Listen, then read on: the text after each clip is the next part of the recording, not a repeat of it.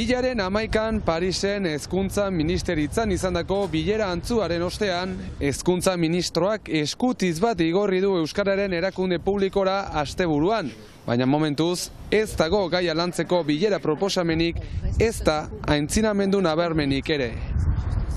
Arratsaldeon ikus-entzuleok eta gaurko saioan atarratzera ere joko dugu Bekaturosen bigarren edizioa kontatzeko, baina lehenik atzo ospatu ziren Eusko Autonomia Erkidegoko hauteskundei begirada egingo diegu Ipar Euskal Herriko betaurrekoekin. Ongi etorri.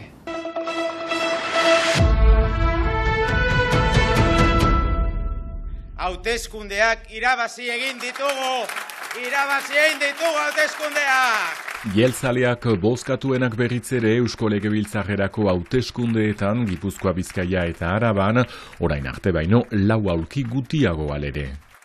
Bi gauza deigarri daude, alde batetik EAJak eta Alderdi Sozialistek gehiengo absolutua mantentzen dutela eta beraz hurrengo gobernua koalizioko gobernu bat izango dela segurenek, eta bigarrena da EH Bilduk ezagutu duen hazkundea, 21 eserlekutik 27 pasatzen da, eta horrez gain 90.000 boto baino gehiago eskuratu ditu eta benetako alternatiba bezala agertu da.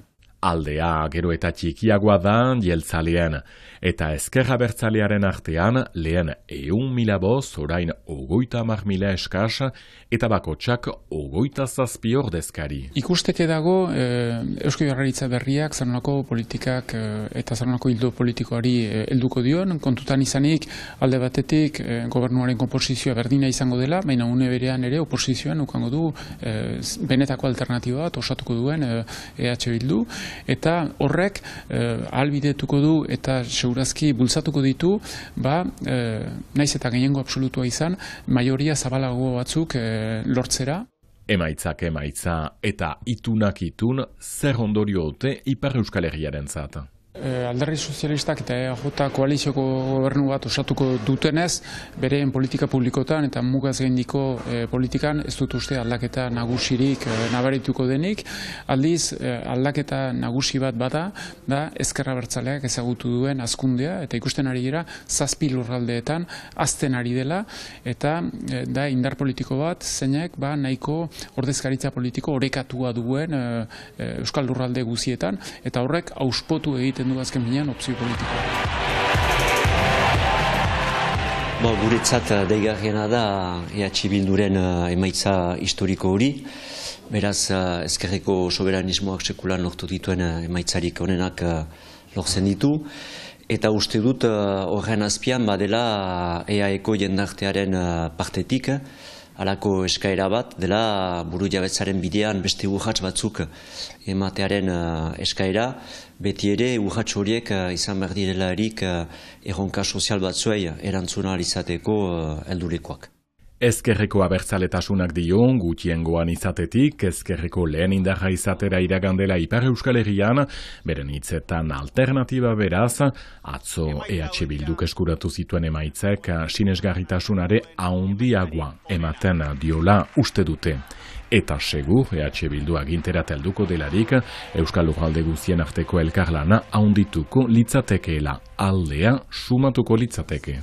Pentsatzen dut gauza hainizetan, lehenik eta behin Euskal Herri osoari begirako perspektiba hori guk inalak egingo genituzke hori indartzeko, eta modu praktikoan ere, eta gero ezkerreko indarra izanki, nik pentsatzen dut behin badugula indar handi bat eskutan ezkerreko erronka horiei erantzuna izateko, hortik ere kolaboraziorako aukerak berriak sortzen direla.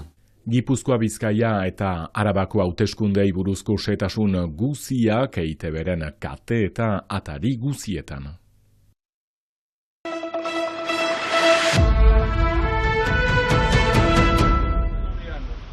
Azterketak euskaraz egiteko eskubideak zeresana ematen jarraitzen du. Hilaren 11an Parisen hezkuntza ministeritzan izandako bilera antzuaren ostean, hezkuntza ministroak eskutitz bat igorri du euskararen erakunde publikora asteburuan, baina Gai hau lantzeko eskatu zuten hitzordua ez dute jaso. Dokumentu horretan halaber, puntu positibo bakarra aurtengo brebetan ere, iaz bezala, galdera eta kontxinak euskaraz izango direla dio. Azaroan frantsesez izango zirela esan bazieten ere. Era berean, hezkuntza ministroarekin bildu nahi dutela berretsi dute. Lekuko hizkuntzen garapena kaltetu duen lizeoaren erreforma lantzeko. Egoera hori aldatzeko 2019tik proposamenak egiten ari direla oroitarazi du.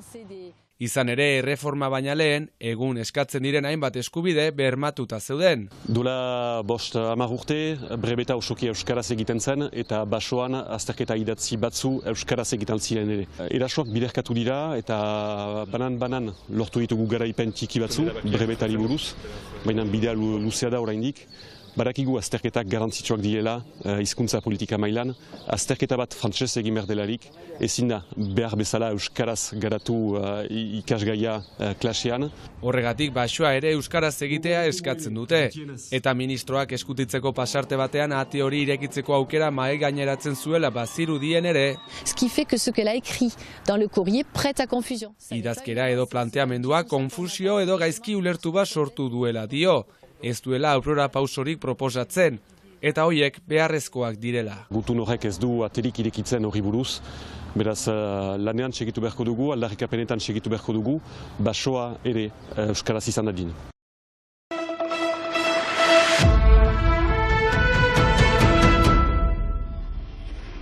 Bigarren bekaturo seguna ospatu dute atarratzen larun batean, LGTBI+ kolektiboak Euskal Herri barnealdean ere beren sexualitatea libreki bizi nahi dutela aldarrikatzeko eguna. Guk antolatu dugu jaialdi hori, ez baitzen lekurik LGTB entako barnekaldean. Jende asko joan dira hemendik hiri handietara bizitzera haren sexualitateagatik. Eta orain nahi dugu esan, kalea gurea dela, suberoa gurea dela ere bai.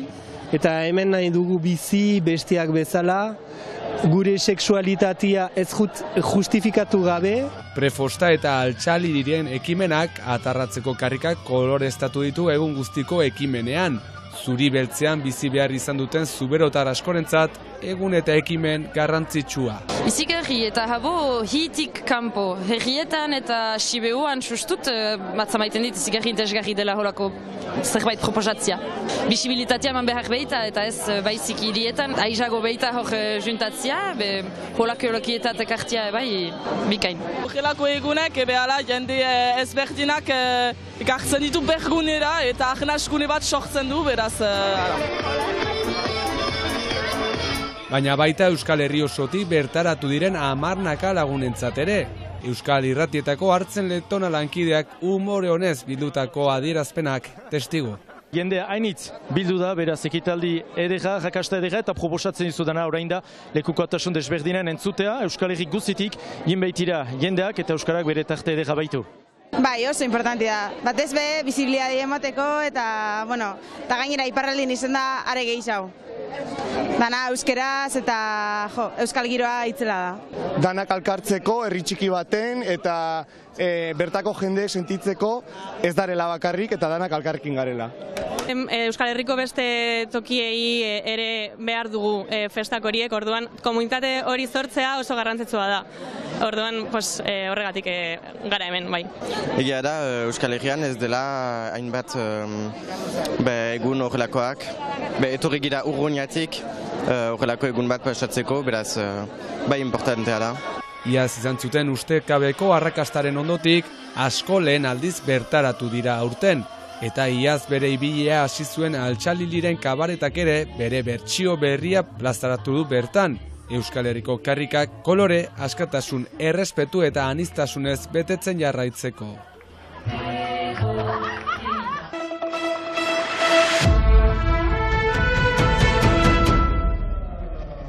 Teenage Rampa seneraben grine izeneko lehiaketaren 4. edizioa eginda Biarritzen asteburu hontan. Europa mailako skate txapelketa garrantzitsuena 18 urtetik beherakoen artean. 130 lehiakide inguru Europa osotik etorriak. 18 urtetik beherakoen txapelketa, baita 14 urtetik beherakoena, eta denen arteko lehiaketarekin amaitu zen 3 egun iraunduen txapelketak. Bertan, Daniela Terol Bartzelonatik etorretako gazte hau garaile. Eta mutiletan, Bob Runkler, Belgiarra. Ikusentzuleok irudi ikusgarri hauekin amaituko dugu gaurko saioa. Segi ongi! Ez dute edaten oien etiketa, tik-tak, tik-tak, tik-doa zorratzak badakit zer den lokatza, ahatik genelorratza, usten dut ez galtzeko norantza. Estu sentitzen naiz besterik ez dut, prestu egoitea ez da ene esku.